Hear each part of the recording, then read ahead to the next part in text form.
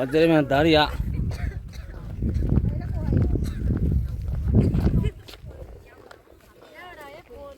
tulip perfect lagi mah fajr tulip hangang bah hangapan jelo.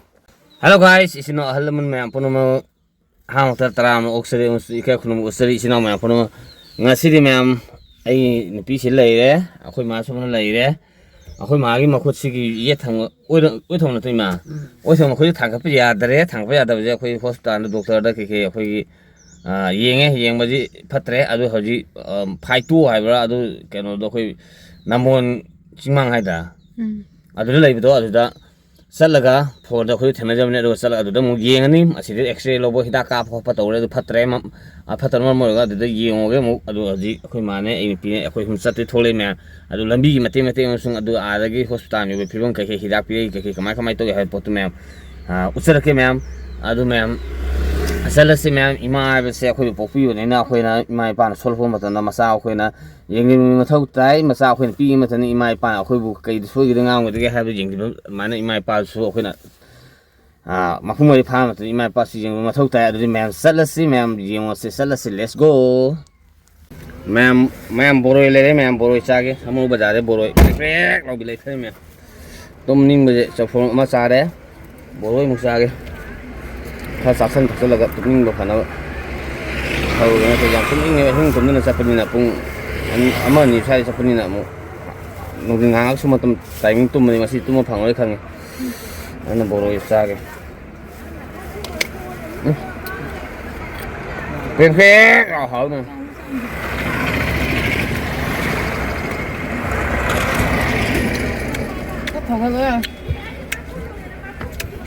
to rồi phải tuổi ở tuổi mi sẽ là cái này phẩm cái cái hay là cái mà bây giờ đấy hay là nó lái xe thôi rồi rồi nằm bốn nó nó lép xe tập phẩm cái hay tuổi cái hay sẽ là hay tuổi anh tuổi mi nè sẽ là mẹ ở đây sang xí mẹ mà tôi phải thôi đấy cái gì nghe phải xí mà sản đi phụ tiêu đấy bây giờ giao nè ado mình anh mình thấy này đấy làm phơi hôm nay bảo không mà thấy này làm phơi này mẹ ở dưới mẹ nằm ở bazar direct ra đây đồ nằm ở bazar đấy số là cả nằm ở bazar đấy aku đi nào phim mình là direct ra đây mẹ nào phim mình rồi mẹ cũng rất là cái mẹ rồi đấy không có những cụ bị thà là mẹ khơi nào phim mà phim dễ mới làm mấy món cái mà khơi được mà này làm món cái gì dễ số mấy này đấy khơi nào phim nó sang một Để nó xuống ra tầng gì? Cái gì nó? Ha? Nó cái gì nó xuống ra cái gì nó vậy? Xuống ra cái gì nó vậy? Mình ai thổi cái gì đó vậy? Cái gì nó vậy? Vâng. Bà thôi rồi đó.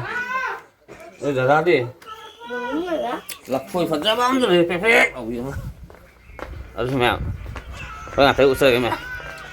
Kita sudah leren number 1 vitamin sudah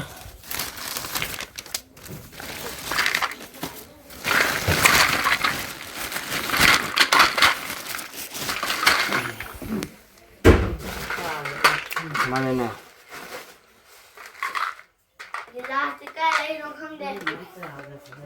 Ui cari amma. Kasih mana? Ama ani ohum mari manga tau nam kanu ka guli tadi masa de sa tho loi ma ani ma guli sa ma thai mu usai ma ma chi guli sa ba ho re guli sa ba ho re asi guli ni su ba sa ba sing ni su thak ba ma sam thang ya ta bi sa ro ro so thang to ro ni ni pung jala thami Mama pi mana yang foto kan guli pi mau lebih time kan nation pi ni.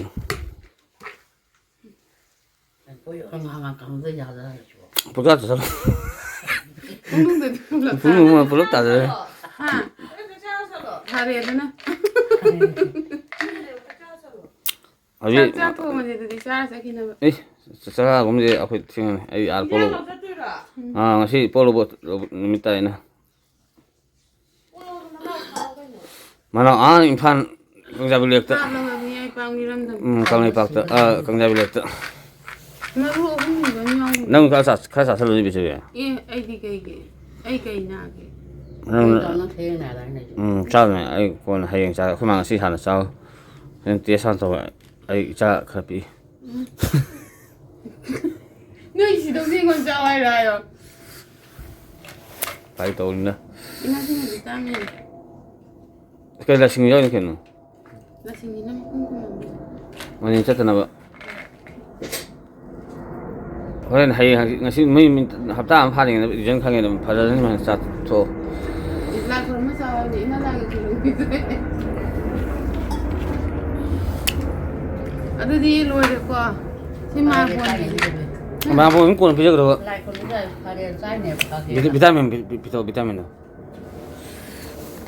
Xin nôm ra đi xin mà không gì. nắng là phải ăn phải để 아유 때니게 놓듯이. Ừ. 아유 그거래 농장을 비타하게잖아.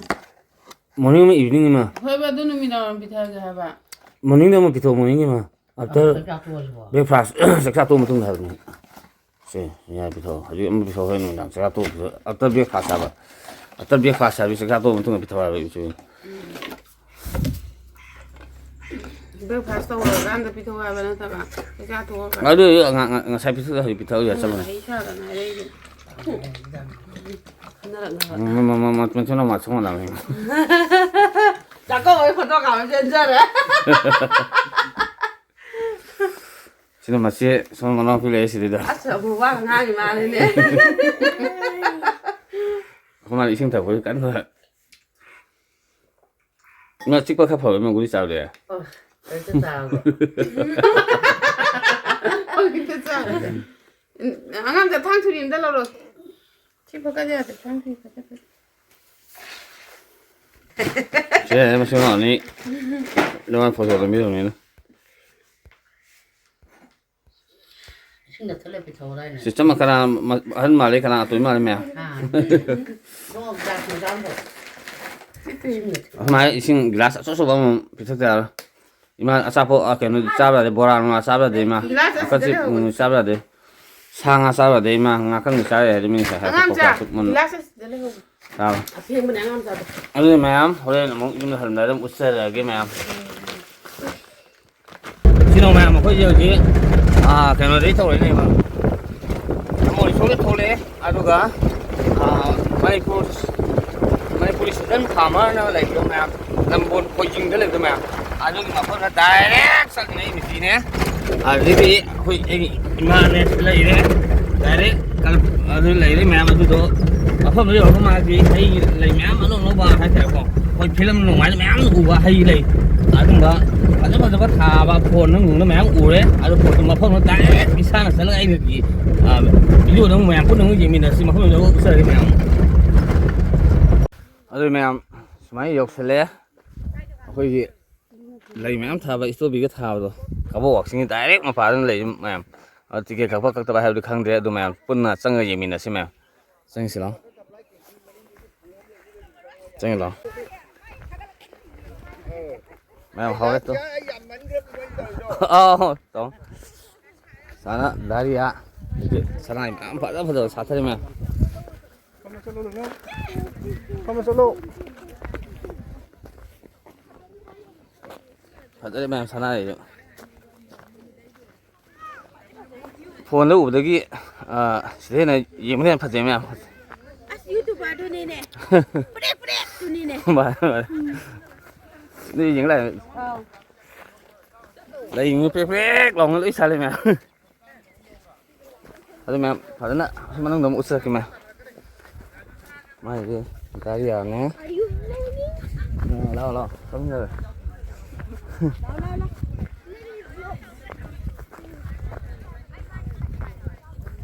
Má lên mèo. Ở đi em chẳng cái gì đó, số vị cái lấy sao à mình cần tồn, ấy mà mình số vị lấy vợ, xong cái mèo mà tôi gợ, sao mà tại mình không sợ cái mèo. Alo, cái lồng như nào, bồi, ha, cái gì? 빠지나 똥이. Phải nào, phải đi đâu, ra, phê,เราวิ่งเลยนะแม่บอลคุลีthế kia pan với phần item này phê được vào cái đâu thì đi hết là à, vô mang hạt này, ai chỉ nằm buồn đã, thằng bạn làm vậy, thế xem nó âu này sang cái nè sang cái này ô tao ô ô là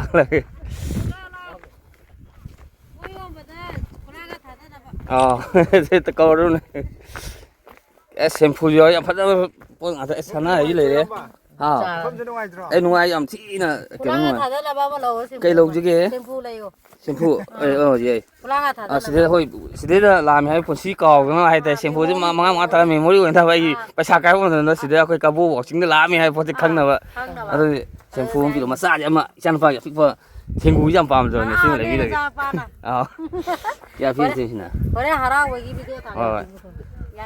ôi thôi mà 하라 오는 심 볼래 보세요. 아주 mèo khơi phiếu mà ụt chơi cái mèo. Tulip phê lâu mèo. Bỏ ra đấy tulip. Ngang bạc ngang pan gì lo. Ở đây smile lên mèo. Xí. Bắt đây mèo Daryli ạ.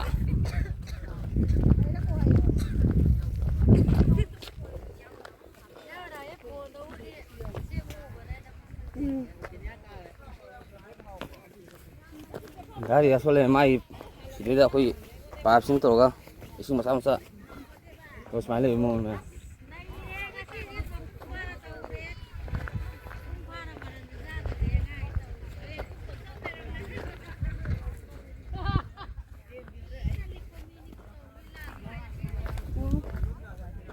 Kata tu lagi je, perfect lah tu mah, bisa be, sila Daryli ya, pasal deh. Sanrei phải ra mèo, máy áo quỳ phiếu mèo, xin lấy mèo.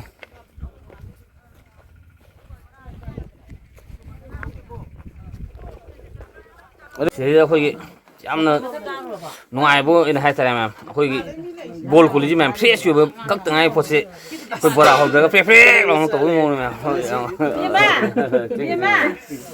Ê, sao chưa na? Ở đây mèo, bora chứ mèo, sao mà họ chứ này. Sao cái bác sĩ mèo, nhận ngoài nó xa thập phong, cái số bị sao bây giờ đấy, bora sao nó này siêu cháy à, với một phê là bị lôi sạt thế rồi, sạt thế là bao giờ, ở đây mèo, xin sạt thế ngạt thằng tôi lười ngạt thằng lười sạt mèo.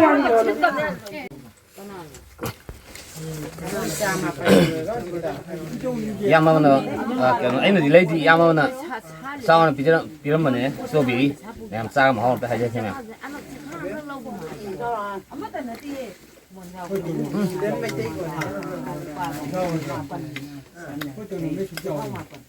Mày làm chiêu mày. Mày sai mày, pek lâu không được thôi mày.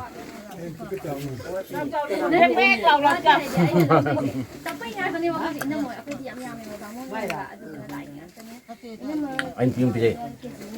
Tối mềm, đứng lên chị. Phê rồi mày sơ về đi mềm. Thôi đứa hiện đúng nó phê rồi bị đuổi đấy mềm.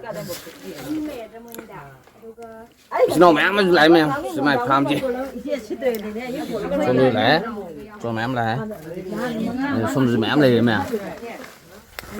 Rồi mèo, thì đây là pan cái ai tìm lấy mũi nhang là pi, mũi cái chân nhiều bớt lên thằng như mèo, sa bảo như cái fresh kiểu bớt ăn thì mèo, có được cái bớt, thun lạc sớm mèo, yam hông mà mình pram để bên nào yam xin gì hông là biết cái mèo fresh rồi cái mèo.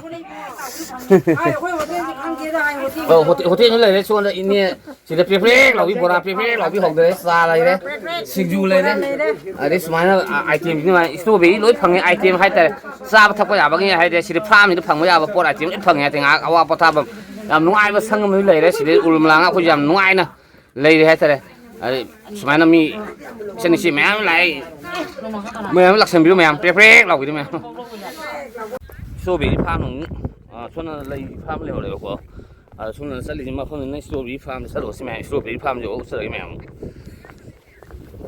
Xí mà không như quái cái gì mà hiện ngoài vậy, na cái máy tôi học từ nào huy strawberry gì mèo, huy sang hega hay tại fresh của khuôn này hega sao bây giờ với mông để lấy sao bây giờ mèo, nhà ngoài hay tại gì, nó người strawberry phải hiểu được mà, giờ không phải, mà không phải để hay sao giờ mà người sai hay sao để hiểu này. 반드시 스토비 프렉 나오면 진짜 반드시면 제 프렉 나오면 스토비 같은 시기라 박시면 실례면 아주 바자래 스토비 안강 뭐래 성뭐 뭐래 바자는 바래 막 스토비면 바자래 했으면 ꯌꯦꯡꯕꯗꯨꯁꯨ ꯌꯥꯝ ꯑꯗꯨꯛꯀꯤ ꯃꯇꯤꯛ ꯅꯨꯡꯉꯥꯏꯔꯦ ꯑꯗꯨꯒ ꯆꯥꯕꯗꯨꯁꯨ ꯑꯩꯈꯣꯏ ꯐ꯭ꯔꯦꯁꯀꯤ ꯑꯣꯏꯕ ꯄꯣꯠꯅꯤꯅ ꯈꯨꯠꯅ ꯐꯪꯅ ꯍꯦꯛꯒ ꯆꯥꯕ ꯍꯛꯆꯥꯡ ꯑꯗꯨꯛꯀꯤ ꯃꯇꯤꯛ ꯀꯥꯟꯅꯕ ꯐꯕ ꯍꯥꯏꯇꯥꯔꯦ ꯑꯣꯏ ꯃꯌꯥꯝ ꯁꯨꯃꯥꯏꯅ ꯂꯩ ꯃꯌꯥꯝ ꯏꯆꯤꯟ ꯏꯅꯥꯎ ꯃꯌꯥꯝ ꯑꯃꯁꯨ ꯌꯦꯡꯕ ꯂꯥꯛꯑꯦ ꯑꯗꯒꯤ ꯍꯩ ꯂꯩꯕ ꯀꯩꯀꯩ ꯑꯇꯩ ꯑꯇꯩ ꯂꯩꯕ ꯃꯌꯥꯝ ꯑꯃ ꯂꯥꯛꯄꯤꯔꯤ ꯑꯩꯈꯣꯏꯁꯨ ꯂꯥꯛꯑꯦ ꯃꯌꯥꯝ ꯑꯩꯈꯣꯏꯁꯨ ꯑꯗꯨ ꯃꯌꯥꯝ ꯉꯥꯏꯍꯥꯛ ꯂꯩꯒ ꯑꯃꯨꯛ ꯆꯠꯈꯤ ꯃꯌꯥꯝ ꯐꯣꯇꯣ ꯅꯝꯃꯤꯅꯣ ꯁꯨꯃꯥꯏꯅ ꯇꯧꯔꯤ ꯃꯌꯥꯝ ꯏꯅꯥꯎ ꯃꯤꯂꯟꯁꯨ ꯊꯦꯡꯅꯔꯦ ꯏꯅꯥꯎ ꯃꯅꯤꯄꯨꯔ ꯁꯤꯖꯟ ꯐꯥꯔꯃꯔꯁꯨ ꯊꯦꯡꯅꯔꯦ ꯃꯥꯒꯤ ꯄꯣꯠꯁꯦ ꯑꯗꯨꯛꯀꯤ ꯃꯇꯤꯛ ꯉꯁꯥꯏ ꯀꯩꯅꯣ ꯇꯧꯔꯤ ꯃꯥꯗꯤ ꯌꯥꯝ ꯅꯨꯡꯉꯥꯏꯔꯦ ꯊꯦꯡꯅꯕꯁꯦ ꯑꯗꯣ ꯃꯌꯥꯝꯁꯨ ꯂꯥꯛꯁꯟꯕꯤꯔꯣ ꯏꯅꯥꯎ ꯃꯤꯂꯟꯒꯤ ꯃꯐꯝꯁꯤꯗ ꯌꯨꯝꯗ ꯍꯟꯕ ꯀꯥꯎꯔꯦ ꯑꯩꯈꯣꯏꯗꯤ ꯁꯨꯝ ꯂꯩꯔꯗꯤꯅ ꯈꯜꯂꯕꯅꯤ ꯑꯗꯨ ꯍꯥꯏꯗꯤ ꯀꯩꯅꯣ ꯆꯥꯐꯝ ꯊꯛꯐꯝ ꯈꯣꯠꯐꯝ ꯍꯥꯏꯇꯥꯔꯦ ꯂꯩꯐꯝ ꯈꯣꯠꯐꯝ ꯌꯥꯝ ꯅꯨꯡꯉꯥꯏꯕ ꯖꯒꯥ ꯍꯥꯏꯇꯥꯔꯦ ꯏꯅꯥꯎꯒꯤ ꯆꯤꯛꯑꯒ ꯍꯥꯏꯇꯥꯔꯦ ꯃꯌꯥꯝ ꯑꯗꯨ ꯏꯆꯤꯟ ꯏꯅꯥꯎ ꯃꯌꯥꯝ ꯄꯨꯝꯅꯃꯛ ꯉꯁꯤꯒꯤꯗꯤ ꯃꯇꯥꯡ ꯁ꯭ꯋꯥꯏ ꯂꯣꯏꯁꯤꯟꯖꯔꯒ ꯌꯨꯝꯗ ꯍꯜꯂꯅꯤ ꯃꯌꯥꯝ ꯏꯃꯥꯕꯨ ꯍꯤꯗꯥꯛ ꯒꯨꯂꯤ ꯄꯤꯖꯔꯅꯤ ꯑꯗꯨ ꯐꯍꯜꯂꯅꯤ ꯃꯌꯥꯝ ꯊꯦꯡꯀ꯭ꯌꯨ ꯑꯣꯟ ꯗ ꯕꯦꯁ ꯏꯆꯤꯟ ꯏꯅꯥꯎ ꯃꯌꯥꯝ ꯄꯨꯟꯅ ꯌꯥꯏꯐꯔꯦ ꯌꯨꯇꯨꯕꯁꯤꯗ ꯐꯝꯕꯤꯔꯤꯕ ꯏꯅꯦꯁꯤꯡꯁꯦ ꯏꯗꯣꯝꯆꯥ ꯏꯇꯩꯃꯁꯤꯡꯗꯤ ꯂꯣꯏ ꯐꯨꯛꯄ ꯈꯔ ꯂꯩꯈ꯭ꯔꯒꯦ ꯆꯨꯖꯥꯛ ꯑꯃ ꯂꯧꯔꯒꯦ ꯁꯤꯗ ꯈꯥꯃꯦꯟ ꯑꯁꯤꯟꯕꯤ ꯂꯧꯔꯒꯦ ꯑꯣ ꯏꯅꯦ ꯏꯅꯦ ꯑꯣ ꯏꯅꯦ ꯕꯤꯠꯔꯨꯠꯇꯣ ꯄꯤꯕꯤꯔꯣ ꯕꯤꯠꯔꯨꯠ ꯀꯦꯖꯤ ꯑꯃ ꯄꯤꯕꯤꯔꯣ ꯍꯣꯏ ꯈꯔ ꯂꯣꯏꯅꯃꯛ ꯂꯧꯔꯒ ꯆꯠꯈ꯭ꯔꯒꯦ ꯑꯉꯥꯡꯉꯩ ꯍꯣꯔꯦꯟ ꯌꯨꯝꯗ ꯆꯨꯖꯥꯛ ꯀꯩ ꯄꯤꯖꯔꯒꯦ ꯉꯥꯜꯂꯒ ꯍꯣꯏ ꯄꯩꯁꯥꯁꯦ ꯑꯆꯣꯏꯕꯗꯤ ꯌꯥꯎꯗꯦ 500ꯗꯤ ꯃꯣꯏ ꯄꯨꯂꯞ ꯈꯥꯏꯖꯤꯟꯅꯕꯤꯅꯔꯒꯦ ꯁꯤꯗꯒꯤ ꯂꯧꯕꯤꯔꯣ ꯏꯅꯦ ꯏꯅꯦ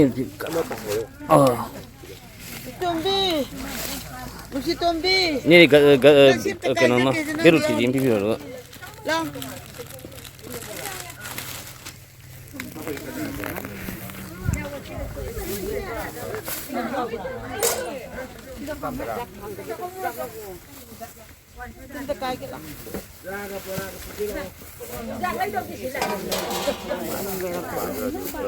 ꯑꯗꯨꯗꯤ ꯀꯩꯅꯣꯗꯤ ꯀꯔꯤꯕ ꯑꯁꯤꯒꯤ ꯑꯃ ꯀꯔꯤ ꯏꯁꯇ꯭ꯔꯣꯕꯦꯔꯤꯗꯤ ꯈꯔ ꯑꯃ ꯐꯪꯒꯦ ꯁꯤꯗꯒꯤ ꯂꯩꯕ ꯌꯥꯒꯗꯕ ꯍꯣꯏ ꯍꯣꯏ ꯍꯣꯏ ꯁꯤꯗꯒꯤ ꯈꯔ ꯂꯩꯒꯦ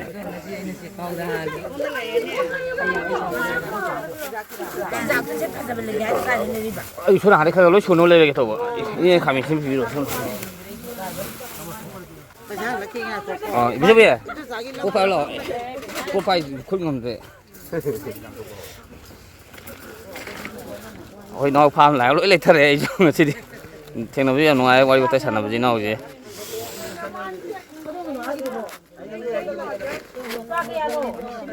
ꯍꯣꯏ ꯁꯨꯕ ꯑꯀꯟꯕ ꯃꯁꯦꯟ ꯁꯞꯄꯣꯔꯠ ꯇꯧꯅꯒꯗꯕꯅꯤ ꯁꯨꯃꯥꯏꯅ ꯃꯌꯥꯝ ꯑꯃ ꯊꯣꯛꯂꯛꯑꯒꯗꯤ ꯑꯩꯈꯣꯏ ꯃꯅꯤꯄꯨꯔꯁꯦ ꯆꯥꯎꯈꯠꯄ ꯁꯃꯥꯖ ꯑꯃ ꯑꯐꯕ ꯁꯃꯥꯖ ꯑꯃ ꯑꯐꯕ ꯂꯩꯕꯥꯛ ꯑꯃ ꯑꯣꯏꯔꯛꯇꯣꯏꯅꯦꯕ ꯏꯃꯥꯒꯤꯅ ꯀꯌꯥꯅ ꯍꯣꯏ ꯌꯥꯏ ꯁꯤ 100 ꯂꯧꯕꯤꯌꯨꯔꯣ ꯂꯨꯄꯥ 90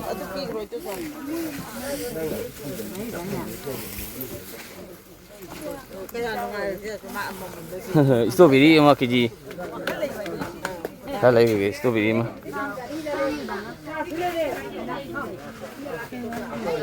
ꯑꯗꯨ ꯃꯌꯥꯝ ꯏꯁꯇ꯭ꯔꯣꯕꯦꯔꯤ ꯂꯩ ꯂꯣꯏꯔꯒ ꯎꯠꯆꯔꯒꯦ ꯃꯌꯥꯝ